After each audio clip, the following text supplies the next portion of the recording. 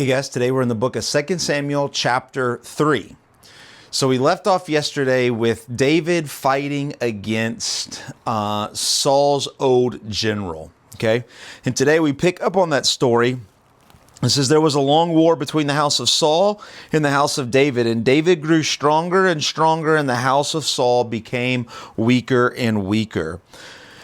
And then you see, starting in verse 2, and it says, the sons were born to David. At this point, David now has 6 wives, and every wife has a child.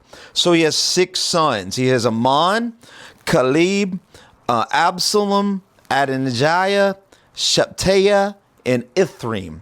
Now, what's interesting about these 6 sons is they're all losers of life. They're all terrible. They all go on to do bad, really bad things. And it just once again shows us how we live and how we follow God's words will bring blessings or curses, going all the way back to Deuteronomy chapter 28.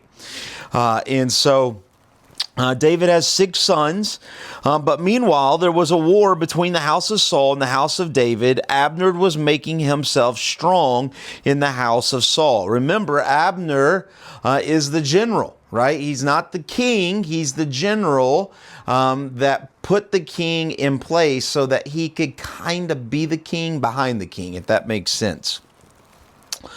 But the king, Ishbosheth, lied about Abner, and he says, why have you gone into my father's concubine? Why are you stealing women from me? This is an act of treason. If you were to steal from the king's anything, but including his concubines, his sex slaves, punishable by death. And he says, he realized, the king, Ishbosheth, realized that Abner was getting stronger and stronger, and he was getting weaker and weaker. So he tells a little lie to get him in trouble, right? To have a reason to get rid of him, possibly even kill him, right?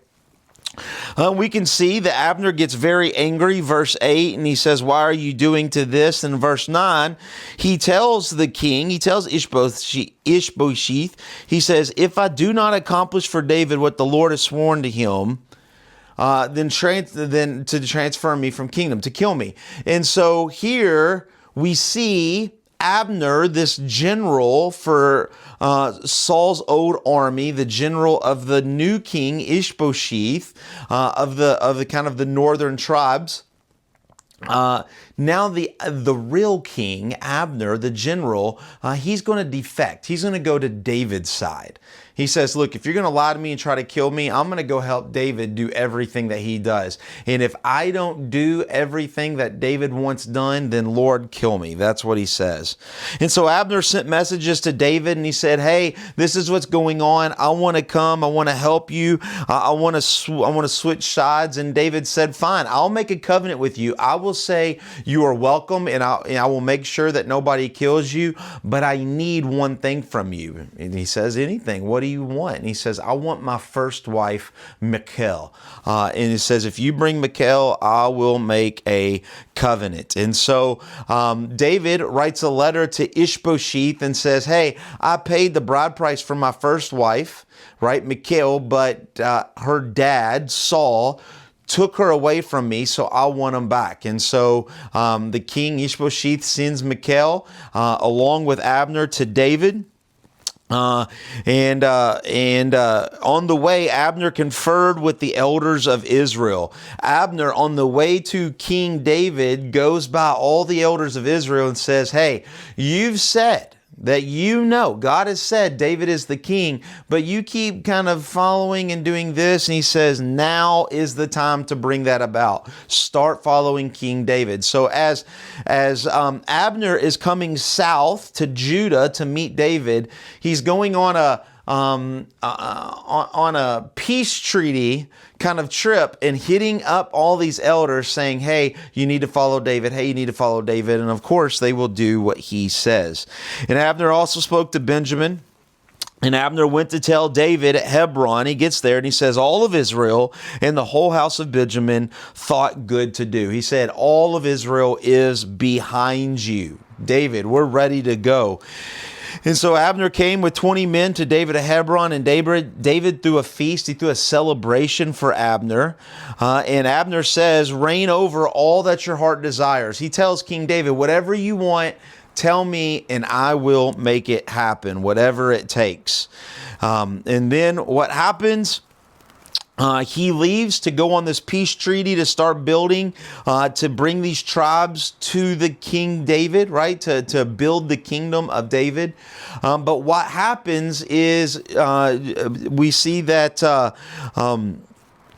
the servants of David arrived with Joab from a raid, bringing them much spoil, and all this is happening. And so Joab says, "Hey, all this is going on. All this is taking place. Why would you let Abner get close to you? He's coming in to find out when you go and when you come, and where's your bedroom. He's coming in to kill you in a plot." And it's all a lie, right? But he's trying to make it sound good, right?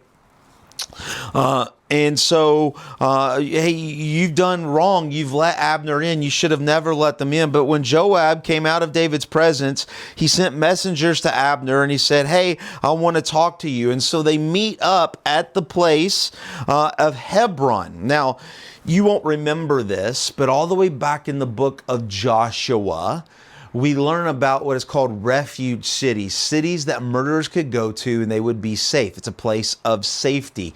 It was priestly run cities. There was no murder, no crime, no anything of this way. Hebron is one of those. He's in Hebron.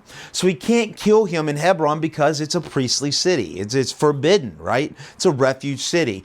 And so what happens? It says, Joab took him aside into the midst of the gate. He took him on the outside of the wall of Hebron and stabbed him in the stomach to kill him, not in the city of refuge, just on the other side of the wall. So it's good, right? It's clear. It's not against God's word.